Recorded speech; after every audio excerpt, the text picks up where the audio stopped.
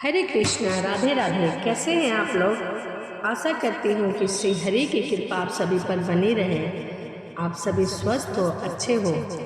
इसी के साथ आज हम सुनेंगे कि होलिका की राख से किस प्रकार से हम अपनी समस्याएं दूर कर सकते हैं। कई लोगों का यह मानना सोचना होता है कि होलिका दहन जो होती है वो होलिका मरने के बाद उसकी दहन करते हैं, यानी कि उसकी चिता जलाते हैं तो वह उसकी राख अशुभ है, लेकिन ऐसा नहीं है। उसकी राख बहुत ही शुभ मानी जाती है, क्योंकि उसकी राख से हम बहुत सारी अपनी समस्याओं को दूर कर सकते हैं, छोटे छोटे महा उपाय या फिर आप कह सकते हैं टोटके करके। तो आइए जानते हैं कि किस प्रकार से हम अपने दुखों को दूर कर सकते हैं। शास्त्रों के अनुसार होलिका दहन की राख को बहुत ही पवित्र माना गया है। अगर आप इस राख से कुछ काम के टोटके किए जाए तो आपके जीवन में सुख और समृद्धि आती है और आपके घर का यश और वैभव भी बढ़ता है। माता लक्ष्मी भी प्रसन्न होती है। होली की राख के कुछ उपाय किए जाते हैं। आज मैं आपको वही उपाय आपके साथ साझा करने जा रही हूँ, ताकि आप भी उस उपाय को करके माँ लक्ष्मी को प्रसन्न करके लाभ पा सके। घर में पैसे वगैरह की तंगी हो, घर में बरकत ना हो, तो यह उपाय करके आप अपनी बरकत को पूरा कर सके और घर में पैसे की आमदनी बढ़ सके। होलिका दहन के बाद आग जब ठंडी पड़ जाती है तो उससे बनी राख को घर लाकर कुछ उपाय करना चाहिए, जिससे आपके घर में सुख और समृद्धि बनी रहे। उपाय नंबर 1, अगर नवग्रह हमेशा आपको परेशान करते हैं या फिर राहु, केतु और शनि की बुरी दृष्टि आपके काम बिगाड़ती है, तो होलिका दहन के स्थान से लाई हुई राख को शिवलिंग पर चढ़ाएं। इस राख को नहाने के पानी में मिलाकर स्नान करने से नवग्रह की पीड़ा कम होती है, शनि की 7.5 से छुटकारा मिलता है और शनि दोष से भी हमें मुक्ति मिलती है। अगर घर में परिवार के सदस्यों के बीच कलह चल रही है तो होली की राख को घर लाकर चारों कोने में छिड़क दे या फिर रख दे। ध्यान रहे, ऐसा करते वक्त घर का कोई भी सदस्य आपको देख ना सके। इससे घर में शांति और दोगुनी हो जाएगी। यदि कोई सदस्य देख लेता है तो इसीलिए हमेशा इस कार्य को इस प्रकार से करें कि कोई व्यक्ति देख ना सके। होलिका जलने के अगले दिन सुबह सुबह होलिका की राख 7 चुटकी भरकर घर ले आएं।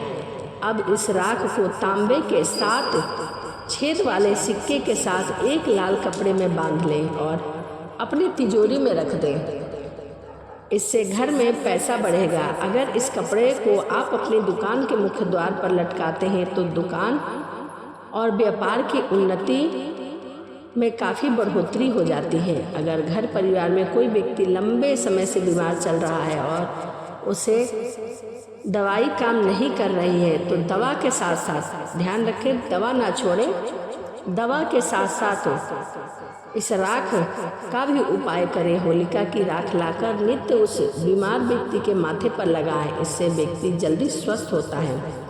आर्थिक तंगी को दूर करने के लिए होलिका की राख काफ़ी असरदार मानी जाती है। ऐसा कहते हैं कि होलिका की राख को एक लाल कपड़े में बांधकर और उसके साथ 7 सफ़ेद कौड़ियाँ लेकर अपने घर की तिजोरी में बांधकर पैसे वाले स्थान पर रख दें।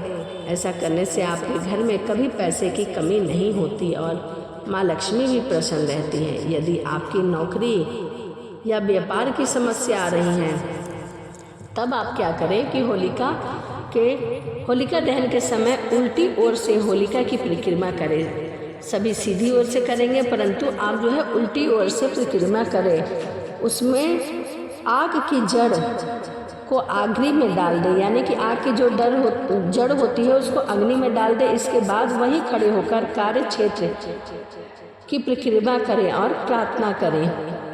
ऐसा करने से बहुत जल्द आपको आपकी समस्याओं से निजात मिलेगा। इस उपाय को करते समय ध्यान रखें कि अपने मन में किसी भी के प्रति दुर्भावना ना रखें। कई बार जीवन में कई दिक्कतें आने लगती हैं, जिसके कारण कुछ लोग मानते हैं कि यह किसी और की बुरी नज़र से हुआ या फिर उसके वजह से हुआ। ऐसा नहीं है।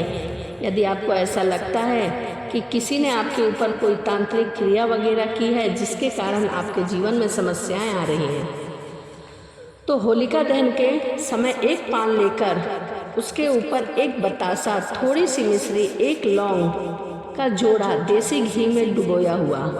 ध्यान रखें, सारी सामग्री को मैं दोबारा बोल रही हूँ। एक पान का पत्ता, उसके ऊपर एक बतासा, थोड़ी सी मिश्री, एक लौंग का जोड़ा फूल वाला जो देसी घी में डुबोया हुआ है। यह सारी चीज़ें होलिका की अग्नि में प्रवाहित कर दें। अगले दिन जब होलिका की अग्नि शांत हो जाए तो होलिका की थोड़ी सी राख लाकर उसे चांदी के ताबीज में जड़वा लें। इस चांदी के ताबीज को अपने गले में सदैव धारण करके रखें। इसमें किसी भी प्रकार की नकारात्मक शक्ति का भय नहीं रहता।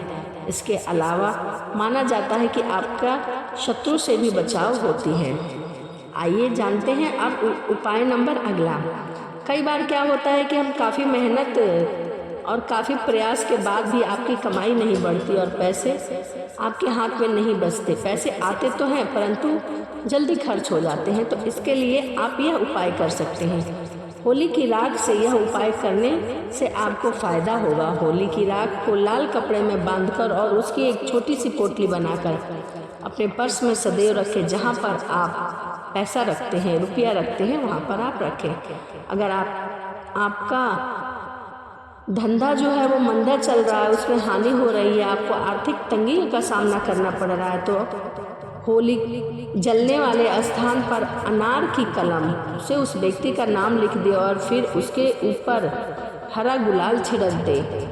जिस प्रकार जब होली जल जाए तो उस जगह की राख को बहते हुए जल में प्रवाहित कर दे।